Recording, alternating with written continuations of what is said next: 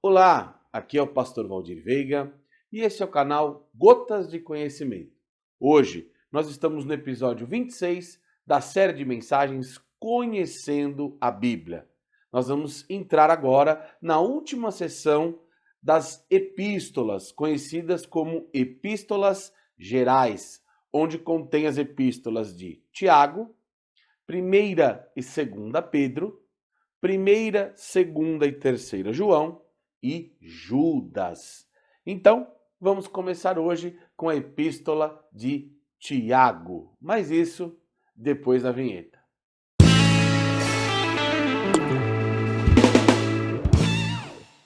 Seja mais uma vez bem-vindo ao meu canal. Quero pedir que fique aqui conosco até o final. Tem bastante coisa interessante aqui para compartilhar acerca da epístola que Tiago escreveu.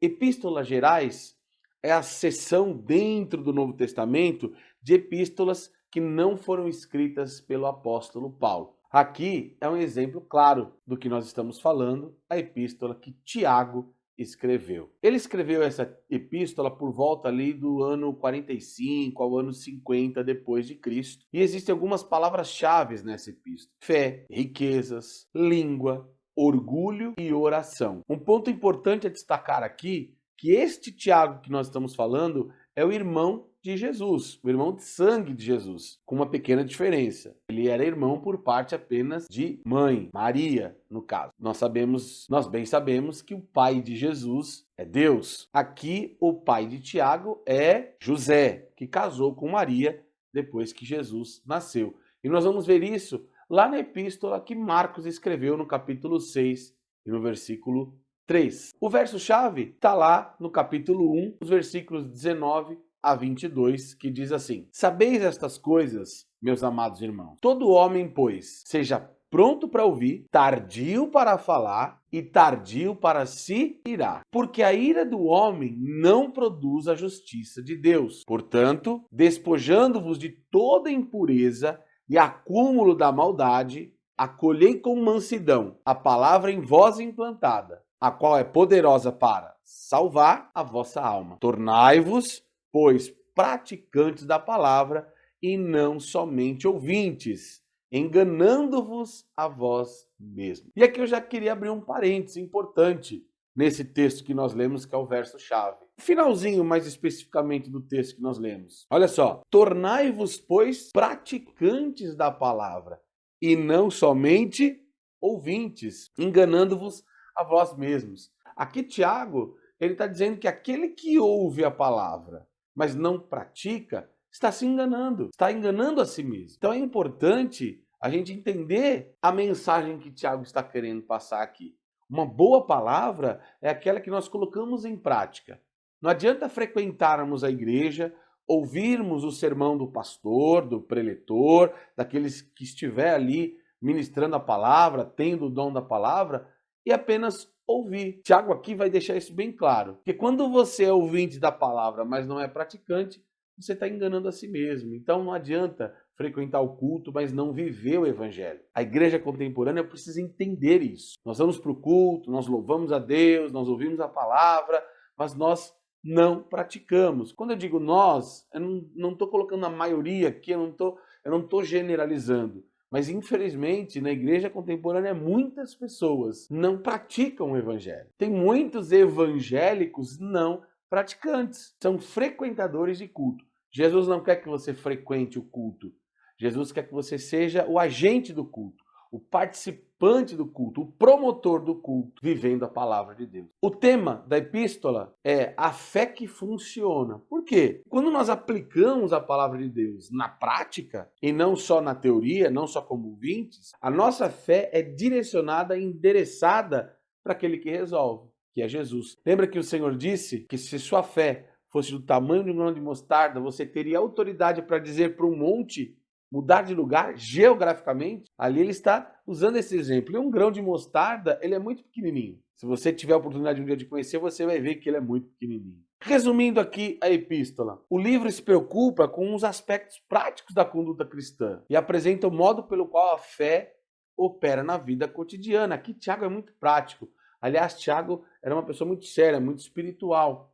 Inicialmente, ele não cria no próprio irmão como sendo Deus, mas depois que ele se converte a Cristo, de fato, ele é uma pessoa muito séria. Por quê? Porque ele era um judeu sério. Ele era alguém que levava o judaísmo com seriedade. Então, quando ele entende que Jesus era quem ele diz que era, ele passa a viver fielmente essa vida cristã. O propósito aqui de Tiago foi oferecer instrução ética concreta, não teórica, não superficial, mas profunda. Uma coisa interessante aqui, nos 108 versículos que contém a carta que Tiago escreveu, há 22 referências de livros do Antigo Testamento e pelo menos 15 alusões a ensinos direto de Cristo que estão contidos ali no Sermão da Montanha. Para você ver como Tiago, ele tinha conhecimento teológico da Torá, ele tinha conhecimento teológico do Antigo Testamento. Ele era cumpridor dos ritos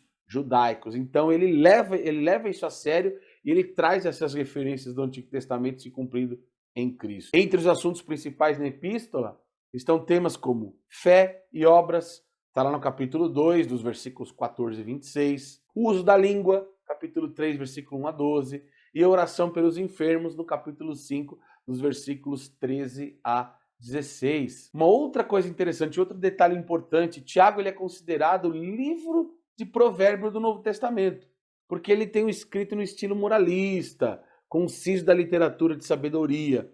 Ele era um homem muito sábio, então ele é considerado o Salomão do Novo Testamento. O livro de Tiago é considerado provérbios que Salomão escreveu no Antigo Testamento, e isso você vai acompanhar na série de mensagens mais para frente. A pregação inflamada contra a iniquidade, contra a injustiça social, concede a Tiago o título de Amós do Novo Testamento. Pegar o livro do profeta Amós, você vai ver que a teologia, a defesa enfática contra as injustiças sociais, vão colocar ele muito no patamar do que Amós pregou no Antigo Testamento.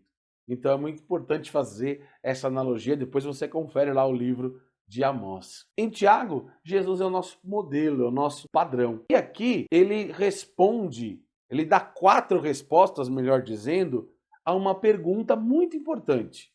O que devemos fazer com a palavra? A primeira resposta é recebê-la.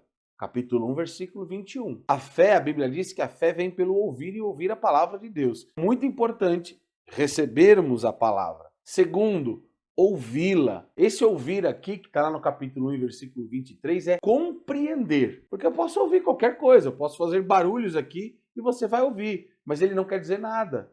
Se eu balbuciar palavras aqui fora de contexto, você pode ouvir, mas você não vai ter compreensão. Te ouvir aqui não é escutar pelo aparelho auditivo, é compreender. Terceiro e não menos importante, praticar, que é aquilo que nós falamos até agora.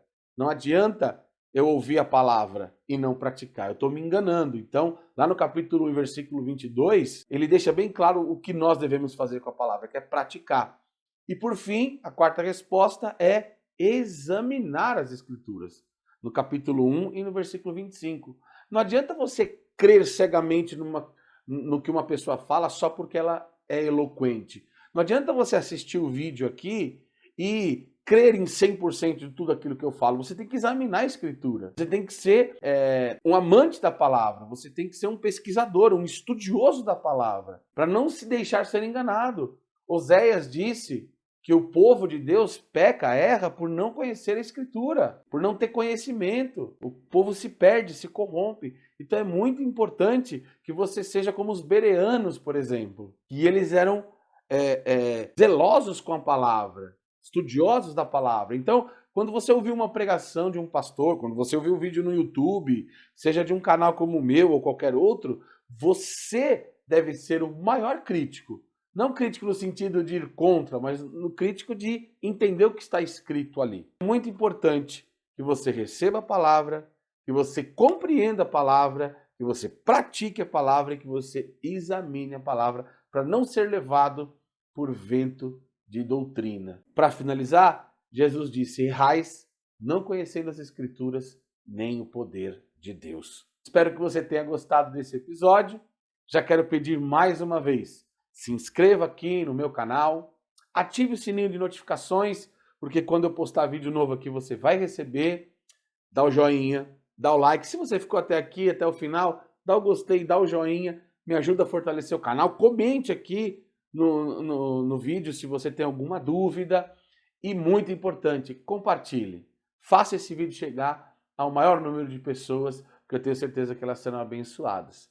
E eu quero reforçar aqui o meu compromisso, que se nós chegarmos ao número de 500 inscritos, eu vou postar aqui os erros de gravações e tá muito legal. Tem bastante vídeo, tem muito conteúdo aqui para mostrar para vocês. Então, me ajude aí. Deus abençoe e até o próximo episódio.